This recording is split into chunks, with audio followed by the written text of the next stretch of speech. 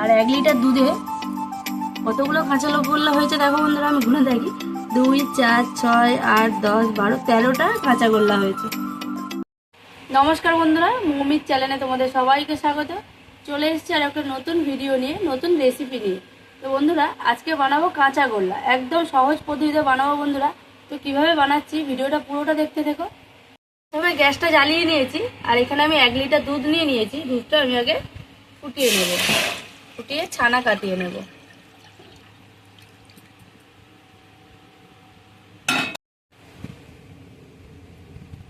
দুধটা ফুটে গেছে, এবারে আমি কিন্তু এর মধ্যে দিয়ে দেবো লেবুর রস।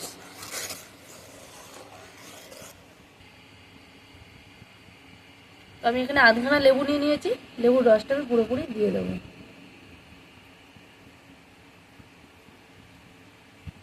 ভিনিগারের থেকেও কিন্তু লেবুর রসে খুব তাড়াতাড়ি কাজ হয়ে যায়, ছানাটা খুব সুন্দরভাবে কেটে যায়।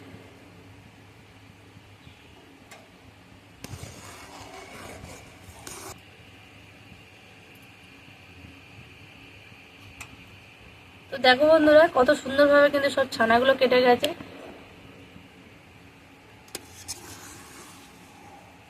এবারে কিন্তু আমি নামিয়ে নেব।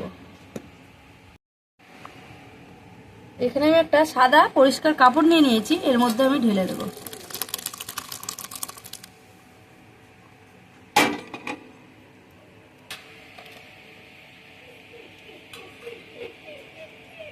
এবারে আমি ছানাটাকে ভালো করে পরিষ্কার জল দিয়ে ধুয়ে নেব, যাতে লেবুর রসের যে টক ভাবটা যেন কেটে যায়। ভালো করে জল দিয়ে ধুয়ে নেব, নিয়ে একটু টাঙিয়ে রেখে দেবো যাতে পুরো জলটা ঝরে যায়। ছানাটা আমি জল ঝরতে রেখে দিয়েছি। এবারে আমি আর একটা কড়া বসিয়ে দিয়েছি, আর অল্প দুধ নিয়ে নিয়েছি। এটাকে আমি ফুটিয়ে একটু গাঢ় করে নেব। দুধটা জাল দেবো, আর এর মধ্যে কিছুটা গুঁড়ো দুধ দেবো, দিয়ে দুধটাকে আমি গাঢ় করে নেব। এর মধ্যে দিয়ে দেবো আমি 2 চামচ কি 3 চামচ গুঁড়ো দুধ। আমি 3 চামচ দিলাম, দিয়ে ভালো করে গুলে নেব এইভাবে। এবারে দুধটাকে ফুটিয়ে ফুটিয়ে আমি একটা কিন্তু ঘন দুধ তৈরি করব, আর এটা কিন্তু ওই কাঁচা গোল্লার টেস্টটা আরও দ্বিগুণ বাড়িয়ে দেবে। বন্ধুরা, পুরো ভিডিওটা দেখতে থেকো কীভাবে আমি কাঁচা গোল্লাটাকে বানাচ্ছি। ছানাটা আমি 10-15 মিনিটের মতো ঝুলিয়ে রেখেছিলাম, আর পুরোপুরি জল শুকনো করার দরকার নেই। এইভাবে আমি এবারে নামিয়ে নিয়েছি।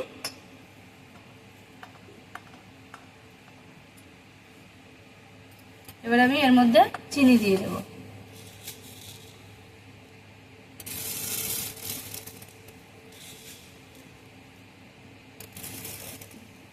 অল্প পরিমাণ চিনি দেবো, দিয়ে ছানার সঙ্গে আমি ভালো করে চিনিটাকে মাখিয়ে নেব।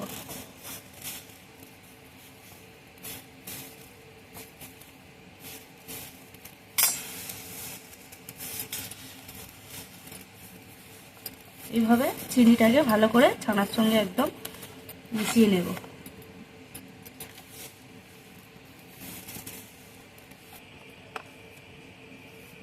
চিনি আর ছানা আমি একসঙ্গে ভালো করে মিশিয়ে নিয়েছি। এবারে আমি কড়ার দুধটা আরো একটু ঘন হওয়ার অপেক্ষায় থাকবো। আর একটু ঘন হয়ে গেলে আমি ছানাটা কড়ার মধ্যে দিয়ে দেবো।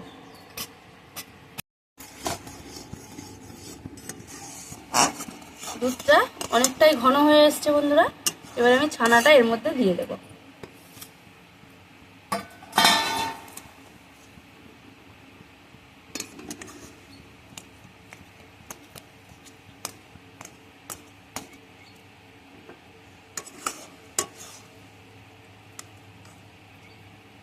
এবার ছানার সঙ্গে দুধটা ভালো করে এইভাবে মিশিয়ে নেব, নিয়ে অনবরত নাড়তে থাকবো।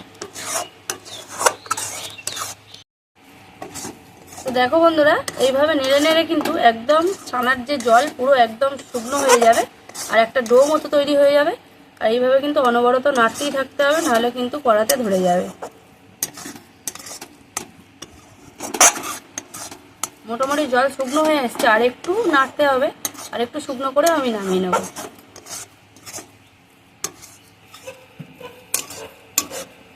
ছানার জল পুরোপুরি টেনে নিয়েছে আর শুকনো হয়ে গেছে, দেখতেই পাচ্ছ বন্ধুরা। এবার আমি নামিয়ে নেব। আর যে থালাতে আমি ছানাটা মেখেছিলাম ওই থালাতেই কিন্তু আমি নামিয়ে নেব আর একটু ঠান্ডা করে নেব। ছানাটাকে কিন্তু আমি পুরোপুরি ঠান্ডা করব না, হালকা গরম সহ্য করতে পারবো সেরকম ভাবে রেখে আমি এইভাবে মেখে নেবো আরো।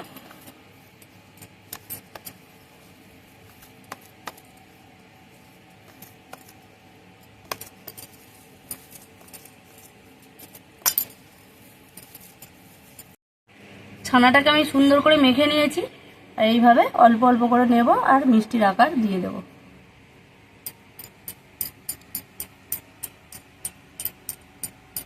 এভাবে হাত দিয়ে সুন্দর করে গোল করে নেব। আর ছানাটা কিন্তু একদম ফেটে যাচ্ছে না বন্ধুরা, কত সুন্দরভাবে গোল হয়ে যাচ্ছে দেখো, একদম ফাটার কোনো দাগই নেই। এইভাবে গোল করে আমি পাশে একটু গুঁড়ো দুধ নিয়ে নিয়েছি, এর মধ্যে কিন্তু এইভাবে হালকা করে চুবিয়ে দেবো। দেখো বন্ধুরা হয়ে গেছে পুরোপুরি কাঁচা গোল্লা, আর কত সুন্দর দেখতে হয়েছে। এইভাবে আমি সবগুলোকে করে নেব।